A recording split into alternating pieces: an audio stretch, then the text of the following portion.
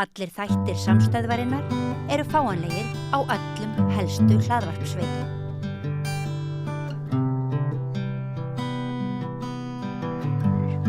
Já, komið sæl. Til minni kominn Kristján Þórður Snæbjarnarson sem var forseti Alþýðusambandsins, formaður Rafiðnaðarsambandsins og núna alþingismaður. Já. Herri, þú þú spurðir fjármálaráðherra hversu mikið ríkissjóður, eða ríkisfyrirtæki réttar sagt, væri að borga í félagsgjöld til dæmis í Samtök atvinnulífsins og viðskiptaráðs. Já. Og þetta eru svimandi upphæðir. Já, þetta alveg töluverðar upphæðir og ég setti fram þessa svona fyrirspurn sem að við þingmenn getum gert og til þess að svona fá aðeins bara gleggri mynd á því hvað er verið að gera, hvað er verið að svona borga út og þarna er ég að horfa á auðvitað ríkið og þau fyrirtæki sem eru í eigu ríkisins, þessi opinberu hlutafélög og sjá svona hvaða upphæðir það eru sem fara þarna út og jú, þetta er alveg töluverðar upphæðir. Heilt yfir að þá er þetta svona einhverjar 240 milljónir á ári, núna seinni ár og síðan hérna er þetta brotið niður á sko samtök sem eru þá þessi aðildarsamtök, bæði Samtök atvinnulífsins og viðskiptaráð sem að mér þótti, það var búið að spyrja úti áður varðandi Samtök atvinnulífsins og hvað svona greiðslur fara þangað. En mér þótti áhugavert að bæta við og sjá hvað færi þá til viðskiptaráðs sérstaklega. Hvert er hlutverk viðskiptaráðs í þessu? Svona almennt, já, það er auðvitað góð spurning. Hvaða hlutverk þau gegna í samfélaginu eru auðvitað hagsmunasamtök fyrir fyrirtæki og beita sér auðvitað bara í ýmsum þáttum sem að mér svona persónulega finnst ekkit endilega að ríkið eða ríkisfyrirtæki eigi að vera að taka þátt í. Segðu mér hvað er þetta langt aftur svo að spyrja? Þetta eru síðustu 10 ár, frá 2015 til 2025, þess ár sem er að byrja og það eru þetta, er enda reyndar. Og já, þannig að það eru þessi ár. Og hefur, til dæmis, höfum við viðskiptaráð til að byrja með, hefur orðið ykkur breyting þar, mikla hækkanir eða?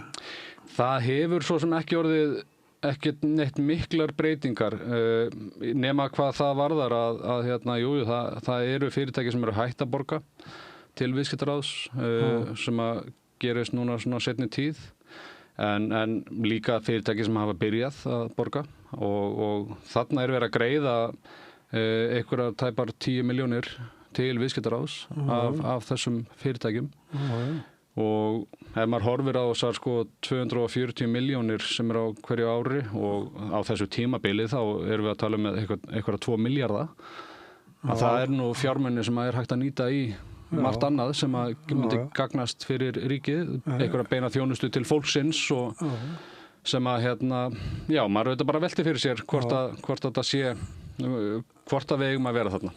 En væntanlega hefur þú í fyrir störfiðinum staðið samningaviðræðum við ríkisfyrirtæki? Já. Og það er alveg klárt mál og maður veit að hlutverk Samtaka atvinnulífsins er auðvitað að semja við fyrir hönd fyrirtækjana, aðildarfélaga þeirra við stéttarfélögin. En eru þá þessi ríkisfyrirtæki, eru þau aðilar að Samtaka atvinnulífsins? Já, þá eru þau þar inni og þá er það Samtök atvinnulífsins sem semja fyrir hönd ríkisins sem er auðvitað, og það er auðvitað hluti af þessu gjaldi sem er að fara í þá þjónustu. Og þar allavega og það er alveg hægt að svona færa rök fyrir því að slíkt sé eðlilegt sko, að þetta er náttúrulega bara þjónusta en maður sér ekki alveg með beinum hætti til dæmis varðandi viðskiptaráð. Nei. Af hverju ríkisfyrirtæki eru þar í þá, já. Þú aldrei orðið var við viðskiptaráð í Karphúsinu? Nei, ég hef ekki séð þau í Karphúsinu, hef ekki samið við þau, sem slík sko. Þannig að nei. En þetta er eitthvað svona degur stofnun sko, eða fyrirbæri? Já, þetta eru bara klár hagsmunasamtök fyrir fyrirtækin og hafa þetta verið notuð til þess að greina ýmsa hluti og beita sér á ýmsum sviðum. En þá ætti þau að þykja greiðslur annars það frá heldur ríkinu, er það ekki? Jú, mér finnst það. Mér finnst að þetta ætti að koma úr öðrum áttum og mér finnst að ríkið ætti ekki að vera endilega að greiða í þessa hagsmunabaráttu þarna, því að nú náttúrulega bæði hefur viðskiptar hafa verið talsmenn þess að draga úr greiðslum sem frá ríkinu til aðila, draga úr stuðningi svona víða og þá veltir maður alveg fyrir sér hvort að þetta sé eitt af því. Heldur mig ekki reikna með því að þetta verði eitthvað skoða betur? Ég held allavega það er allavega mjög gott að vera með þessar tölur, að sjá svona hvernig staðan er og vonandi verður hægt að fara dýpra ofan í þetta og bregðast við og reyna að draga úr. Ég held að það sé mjög skynsamlegt fyrir ríkið. Já, þetta hefur komið þér á óvart og félögðinum í þingflokknum? Já, þetta kom mér alveg verulega óvart og þetta hafði ákveðna grunnsemdir einhverja upphæðir á bakvið þetta en mér finnst allavega kannski bara best í þessu að vera komið með þetta upp á borðið þannig að við sjáum þetta og þá líka hægt að taka upplýsta umræð það hvað við viljum gera og hvar við viljum vera í þessu. Já, sko þetta mjög háar upphæðir miðað við, við vitum ekkert með kannski samtök atvinnulífsins, þau náttúrulega þá að vinna með fólk í vinnu á bakvið þessa peninga. Já, og við erum klárlega að vinna við samningaborðið, en síðan má alltaf spyrja sig, það má alltaf velta því upp hvort að ríkið ætti að sinna þessu sjálft eða hvort að þetta sé raun og veru hlutverk en þetta fyrirkomulagi sem hefur verið og þetta þekkir maður þegar kennarar eru, þá opinberir starfsmennir, þá samninganefnd ríkisins sem þar þannig að samninganefnd ríkisins er til staðar sko. Já, það alveg rétt sko, og ætti þess vegna kannski að taka þetta yfir. Já, þetta væri hægt að velta því upp hvort að það væri réttari leið en ég svo sem hef ekkert mótað mér endilega fasta skoðun hvað það varðar. Ég held að Það hlýtur að vera umræða það eftir þetta.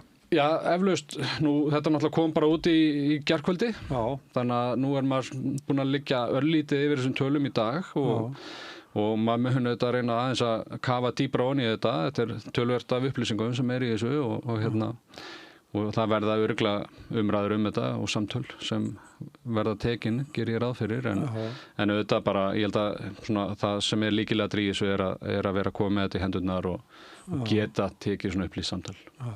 En tölum annað, þetta náttúrulega mjög góðar upplýsingar og þetta náttúrulega að finna, ég vil bara á Facebook síðunni til dæmis. Já, ég setti hlekk af Facebook síðunum minni inn á Alþingisvefinn, þar sem að fyrirspurnin liggur. Já, en sko, í nokkur ár hefur verið talað það að þau eru að efla valdheimildir ríkissáttasemjara. Já. Og nú þú og Ragnar Þór sem komið sko tveir allan úr verkalýðsfélögunum. Já, verkalýðsfélögunum og ekki víst að þið berjist gegn því að þessu verið breytt?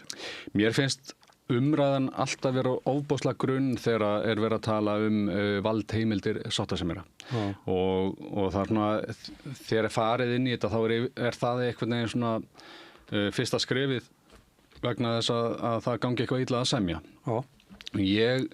Og að samningar náist. Ég held að sko valdheimildirnar mundu ekki eitthvað auka skilvirkni við gerð kjarasamninga hér á landi og auðvitað þarf að horfa í raun og veru bara á heildarmyndina. Það þarf að taka bara hvernig samningalíkanið hjá okkur og meta út frá því bara hvernig svona ferlið Ég allavega, ég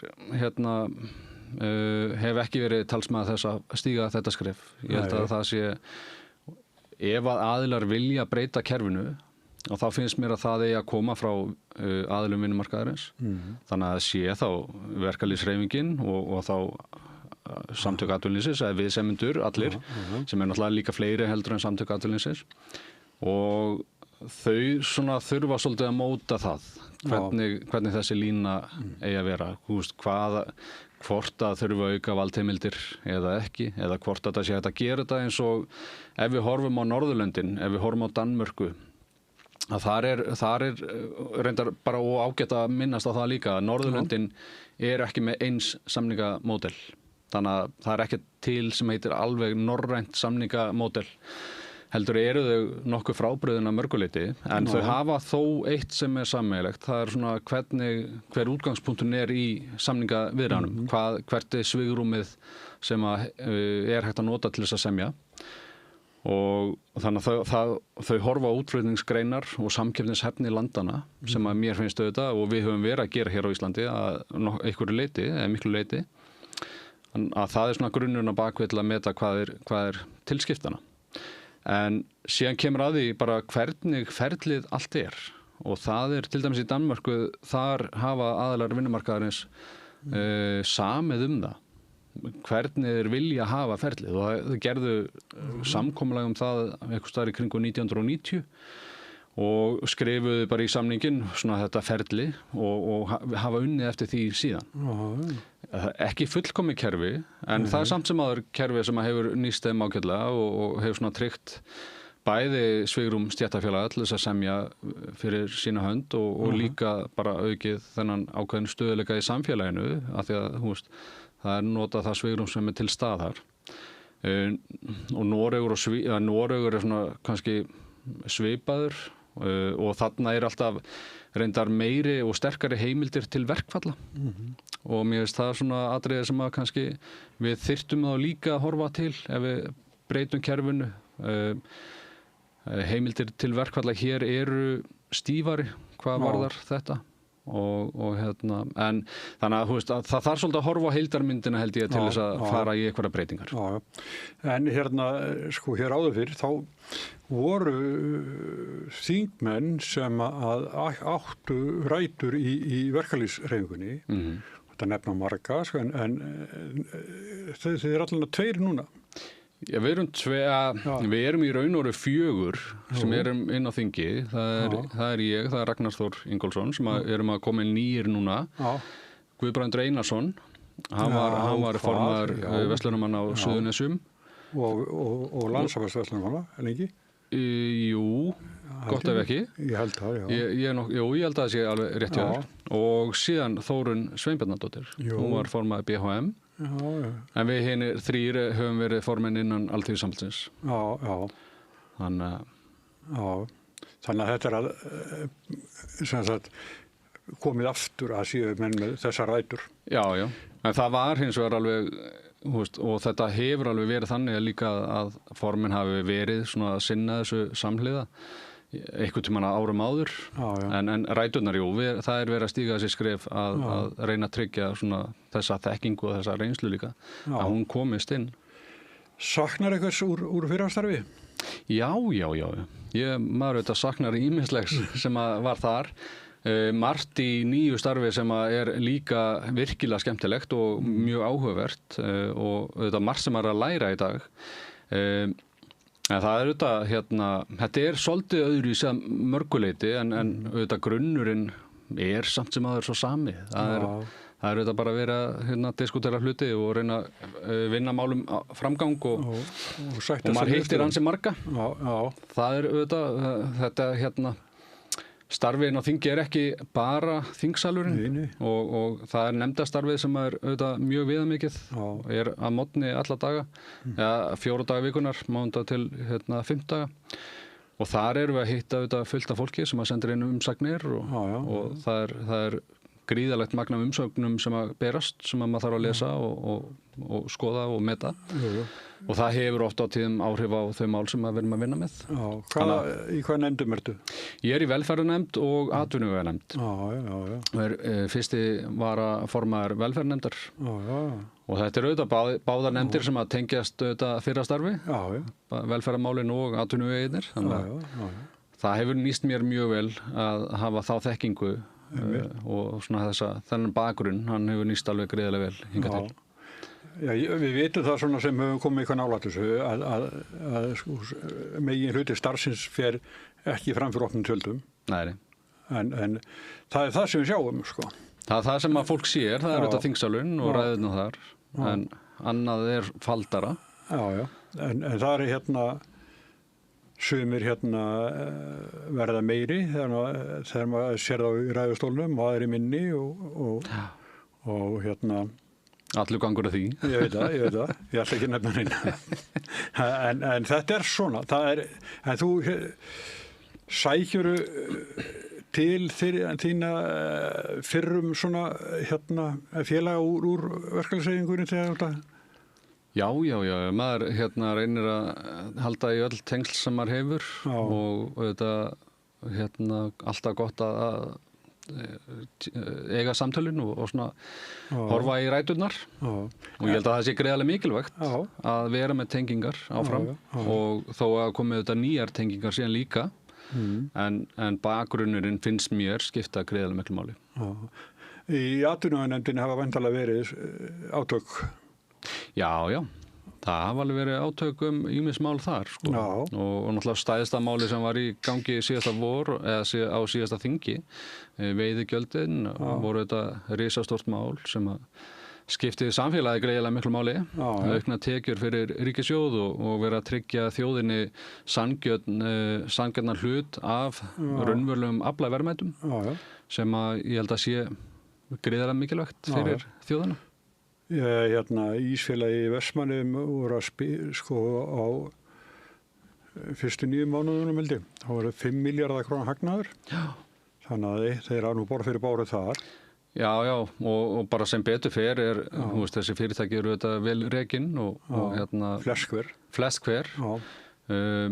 Og þessi breyting sem var verið að gera á veiðigjöldunum, við vorum ekki að hreyfa við prósentum neinum á veiðigjöldunum, en þá sama hlutfall og var áður en hins vegar aðeins bara verið að breyta af hvaða verðmætum hversu verðmætur fiskurinn sem kemur upp á landi, upp á land, upp úr sjó og það eru þetta bara það sem að skiptir máli en já, fyrirtækin hafa sem betur fer verið að skila bara jákvæðum tölum og jákvæðum afkomu viðvörunum líka. Þannig að staðan bara býsna góð, myndi maður telja með það sem maður sér. Við heyrum einhvern barlóm nema það reyndar vinslustöðinni í Vestmannaeyjum en almennt heyrum við ekki neitt barlóm. Nei. Þó við segja að þetta geti haft áhrif eitthvað sem eflaust rétt en bara hversu mikil Já, en í atvinnuveganefndinni og í meðförum þingsins að þá var hins vegar hort og tekið tillit til ýmissa sjónarmiða.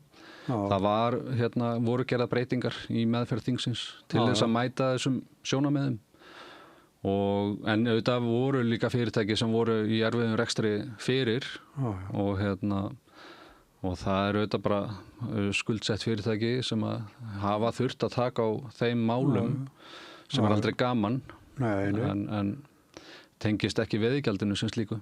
Nei, það er alveg samanlega en sumir nota það svona sem skjöld.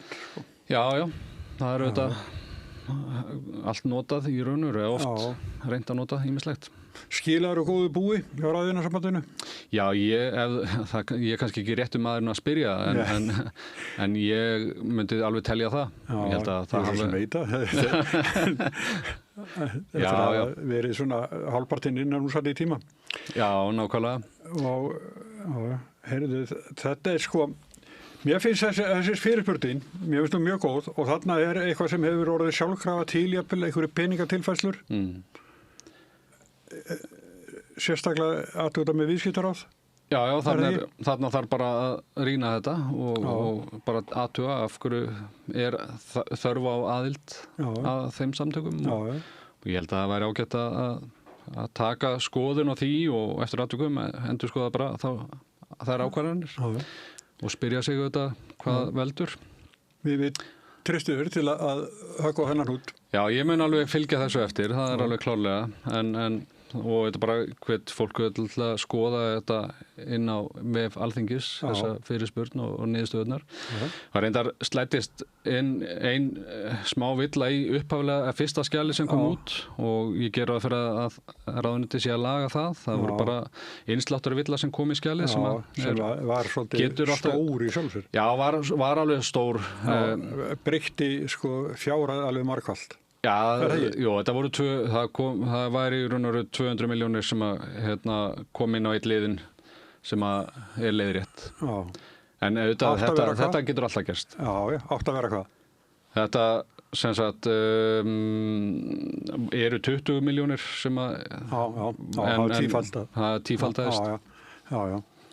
Þetta er svona, það er við ekki komið fyrir að vera enga villur, þetta er bara svona. Já, þetta er bara, þetta getur alltaf gerst, en eru þetta bara lagað þegar það kemur og þetta nota maður það sem rétt er. Já, Kristján Þórður, þakka þér kærlega fyrir. Takk kærlega fyrir. Og Rauðaborðið heldur áfram eftir augnablik. Öflugur og ódýr auglýsingamiðill 40.000 manns sjá eða heyra þætti samstöðvarinnar í hverri viku. Ef þú vilt auglýsa, sendu póst á samstöðin@samstöðin.is. Góðir fjölmiðlar eru mikilvægur partur af því súrefni sem sérhvert samfélag þarf á að halda. En góðir fjölmiðlar þeir þurfa ekki endilega að vera hlutlausir, en þeir verða að vera sjálfstæðir. Alveg eins og góðir háskólar og traustir dómstólar þurfa að vera sjálfstæðir. Þeir þurfa að þjóna fólkinu, ekki valdinu.